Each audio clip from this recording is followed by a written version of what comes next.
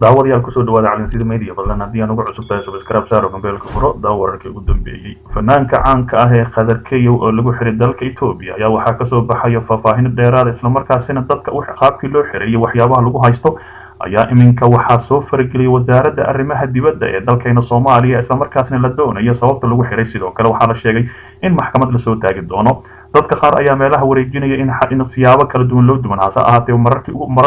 markii ugu horeysay ayaa la soo shaacinaya isla markaasina dowladda Itoobiya ayaana si rasmi ah u shaacin maadaama ay dhaheen waxaan ku haysanaa oo kaliya qalad dhanka baasaboorka Mukhtaar Robow oo 3 maalin ka soomay cuntada isla markaasina xaaladiisa laga soo deerinayo Muuse Biixi oo ka qayb galay furitaan xalfad isla markaasina furitaankaasi oo lala yaabay taasi oo ah in ururka geeleyda halkaas laga sameeyay sidoo kale wiil aabihiis isku dila dalka Jarmalka ee Soomaaliyeed ayaa wararka dheeraad iniga hayna daawadana la joog oo daawar bixina ugu dambeeyay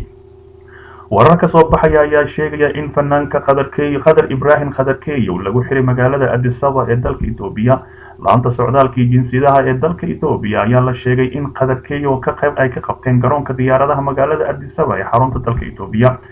xog dhameystiran weli lagama hayo waxa ay dowladda Itoobiya u xirtay fanaanka balse warar soo baxaya ayaa sheegaya in lagu haysto khalad ku yimid dokumentiga oo ku dhoofaya isla markaasina qolada waaxda garoonka ay ku dhigeen isla markaasina xabsiga ay u dhaadhiciyeen Qadar Keyow ayaa muddo 3 cisho ah ku xiran xabsi ku yaala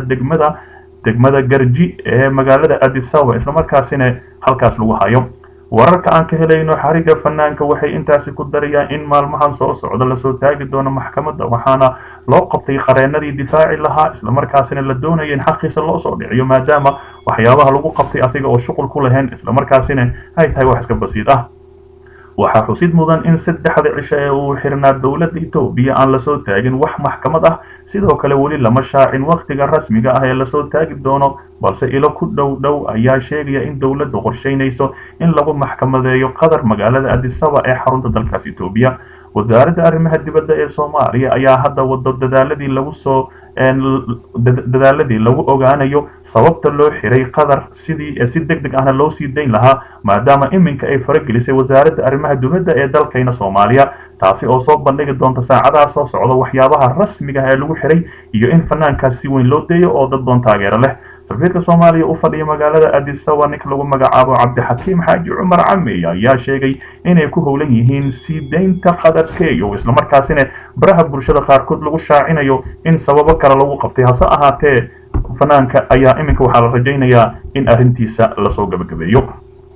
dhinaca kale siyaasigii dowladdu xirnaa ex al-shabaab Mukhtaar Robow oo cuntada ka soomay muddo 3 maalin ah isla markaasina xaaladiisa laga soo deerinayo Sheikh Mukhtaar Robow Abu Mansour oo ku xiran dowladda federaalka Soomaaliya ayaa muddo 3 maalin ah ka soomay cuntada sida ay sheegtay ehelada iyo xubno ku dhow isla markaasina ku xisbi ah cunto ka soomida Robow ayaa waxa warbaahinta u xaqiijiyay xubno ka tirsan xisbiga amniga iyo cadaaladda ee hogaamiya Abu Mansour isla markaasina magaalada Muqdisho sidoo kale Nuno Maxamed oo kamid ah ehelada Sheikh Mukhtaar Robow ayaa idaacadda kulmiye magaalada Muqdisho u sheegay in maanta ku 3 wadaadku ka sooman yahay cuntada isla markaasina uu diiday gabi ahaanba inuusan raashin cuni doonin sababta ma garanayo ayuu yiri nalooma ongola inaan aragno balse waxaa nagulu wargeliyay in maalinta 3aad uu cuntada ku sooman yahay Sheikh Mukhtaar ayuu yiri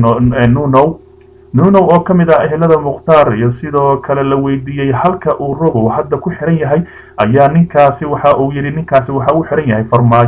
farmaajo ayaa u afduuban yahay waxaana maqalnay inuu ku xiran yahay ayuu yiri qol ku yaala madaxtooyada filla Soomaaliya isla markaasina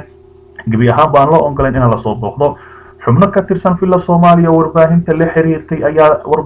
xiriir la sameysay ayaa beeniyay in Robow uu cuntada ka soomay taasi laakiin lama xaqiijin karo inkastoo aan si rasmi ah loo xaqiijin karin sababta uu cuntada uga soomay haddana waxaa la rumaysan yahay inay salka ku hayso fashil ku yimid isku day lagu doonayo in lagu sii daayo oo ay wadeen musharaxiinta isbedel doonka ahaa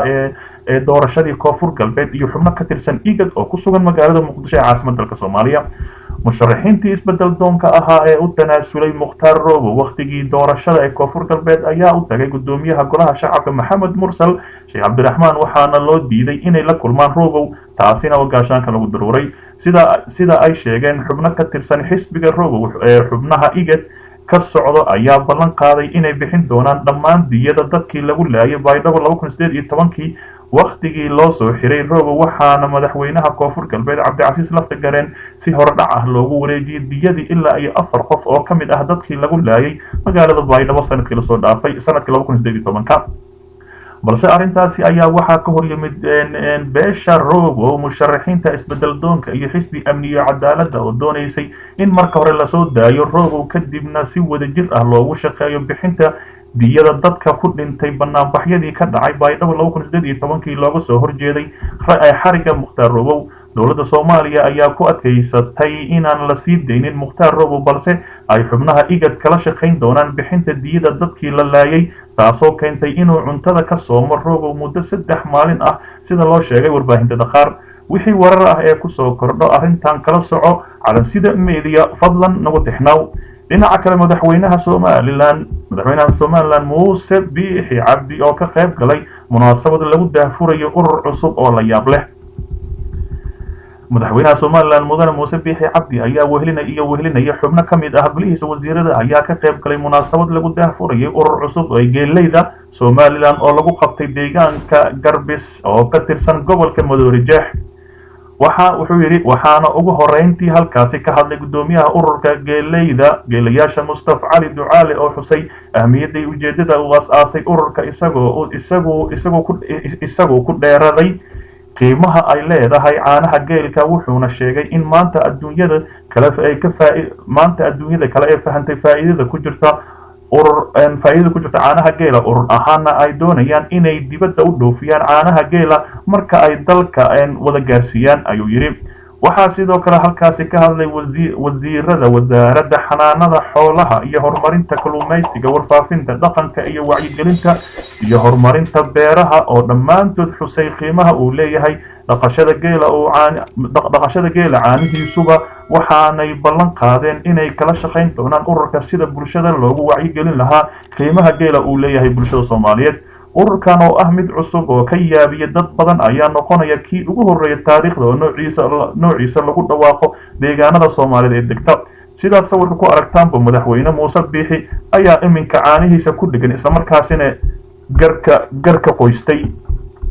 dhinaca kale dil naxdin leh oo caawa fiidkii ka dhacay dalka Jarmalka wiil 17 jir ah ayaa waxa uu dilay aabihiis oo 57 jir ah dil si weyn loogu naxay ayaa caawa maqribkii ka dhacay magaalada Hamburg ee dalka Jarmalka kadib markii wiil 17 jir Soomaali ah uu dilay aabihiis oo 57 sano jir ahaa booliska magaalada Hamburg ayaa gaaray goobta uu dilka ka dhacay halkaasoo ay ka wadaan baaritaan rasmi ah iyo qaabkii uu dilka u dhacay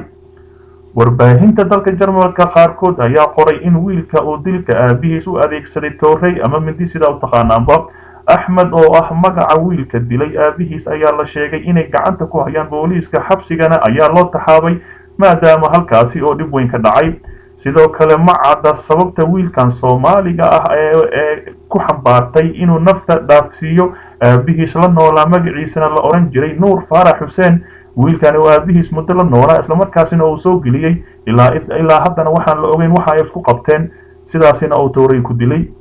booliiska ayaa sheegay inay faahfaahin soo saari doonaan baaritaanka marka uu dhamaado kadib ayaa warbixinta lagu yiri waalidiinta iyo caruurta ku wada nool qurbaha ayaa intooda badan waxay isku qabtaan dhibaato la xiriirta dhanka tarbiyada caruurta iyo dhalinyarada oo doonaysa in la siiyo xurriyad aan xad lahayn oo la mid ah tan